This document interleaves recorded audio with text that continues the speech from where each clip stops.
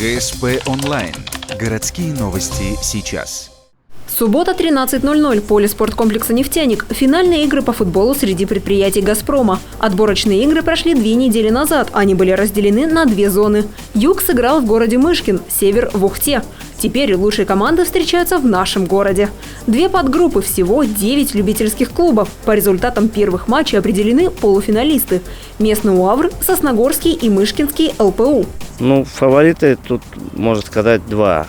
Мышкинская и УАВР. Это прошлогодний Мышкинский победитель прошлогоднего первенства, УАВР занял 2 место.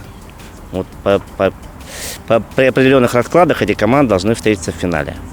Но в начале полуфинал. Соперник мышкинской команды выяснится сегодня. Давние соперники – команды из Синдара и Микуни. Для дальнейшего участия поселковым ребятам достаточно ничьей. Городским сегодня необходима победа. Для обеих команд сегодняшний матч – проверка на прочность. У спортсменов в сине-красной форме много новых молодых игроков. Некоторые из них впервые на выездном соревновании. У их соперников отсутствие уличной практики. Гости говорят, после игры в зале приходится привыкать к другому дыханию и отскоку мяча. В совокупности решающую роль сыграла сплоченность команды. Единственный гол удалось забить в середине второго тайма. Со счетом 1-0 победу одержал Синдар. В каждой игре бились за победу, только у нас ребята молодые, очень они хотят побеждать. Никакая ничья и проигрыш их не устраивает. Поэтому тут и ошибки из-за этого. Очень большое желание выиграть, и тут начинаются ошибки. Немного самоуверенность, конечно. Так-то матч получился бойцовый. Мы с Микунем обычно всегда бьемся.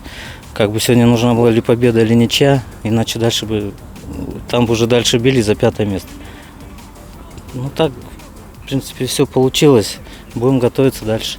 В полуфинале сыграют Ухтинский УАВР и Сосногорский ЛПУ. Параллельно пройдет матч команд из Мышкина и Синдара. Победителя выявят в тот же день в финале.